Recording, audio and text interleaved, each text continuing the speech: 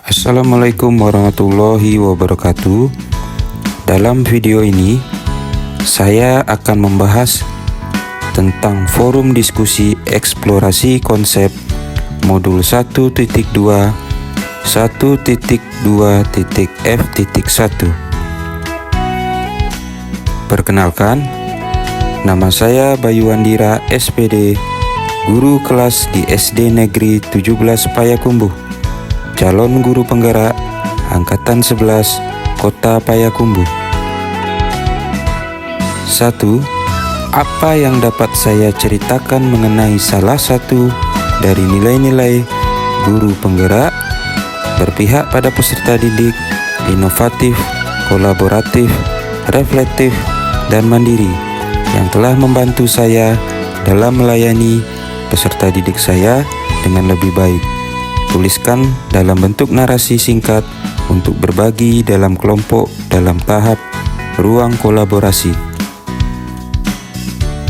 Salah satu dari nilai-nilai guru penggerak yang telah membantu saya dalam melayani peserta didik saya dengan lebih baik adalah berpihak pada peserta didik.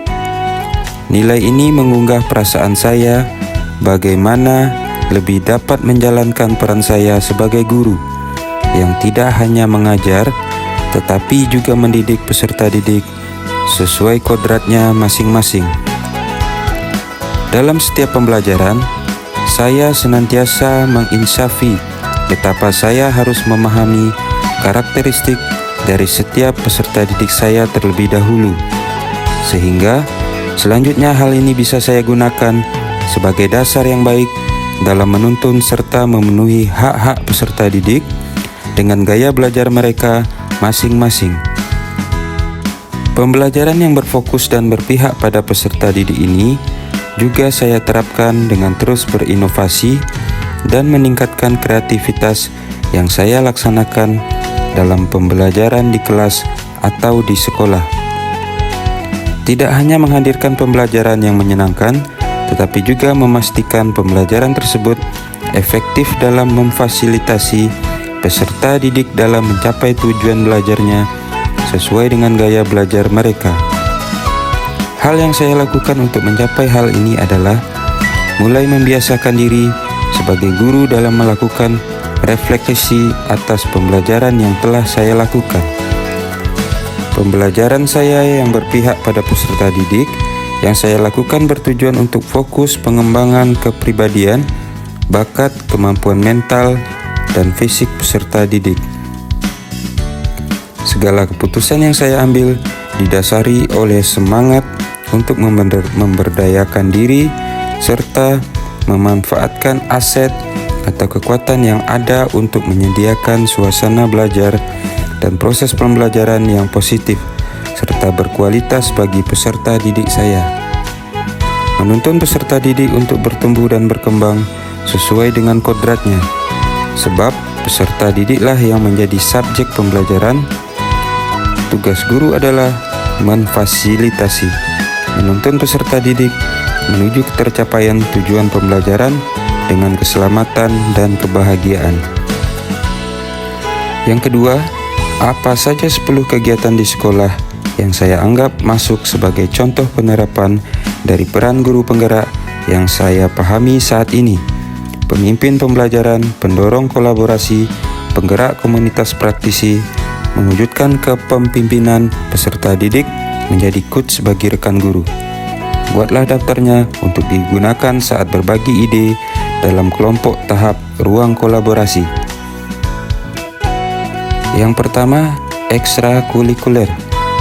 Pelaksanaan kegiatan ekstrakurikuler di sekolah saya dapat mengasah sikap kolaboratif peserta didik.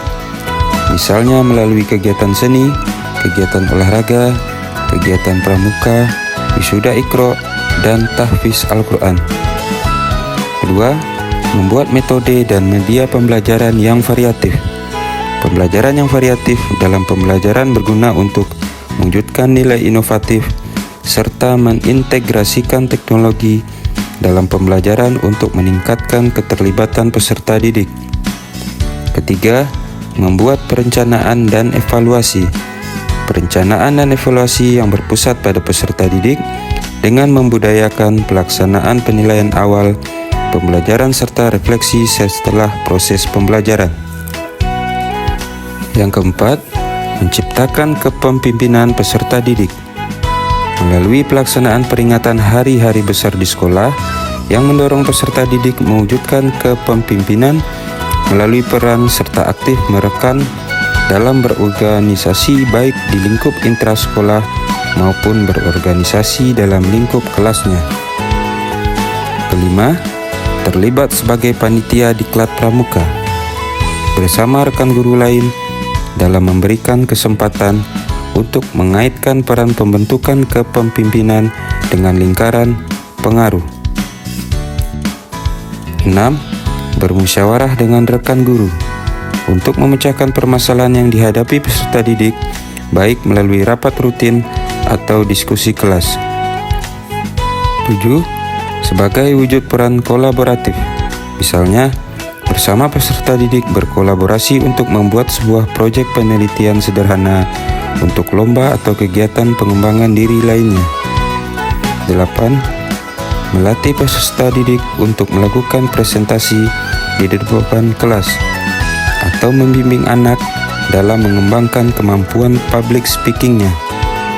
Kegiatan sederhana ini melatih peserta didik untuk menjadi seorang pemimpin yang komunikatif dan berani berbicara di depan umum.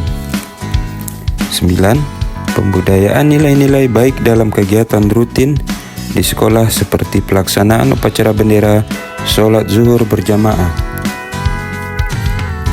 10. Penerapan penuntutan budi pekerti dan pembiasaan di sekolah, misalnya membangun karakter dan perilaku peserta didik melalui pendidikan budi pekerti, mendorong sikap saling menghargai dan tolong-menolong di lingkungan sekolah, di mana hal pertama yang harus dilakukan dalam mewujudkan pembiasaan baik ini adalah dengan senantiasa menjadi teladan terlebih dahulu bagi peserta didik. Terima kasih, semoga video ini dapat menginspirasi. Akhir kata, semoga tergerak, lekas tak bergerak, dan mari menggerakkan.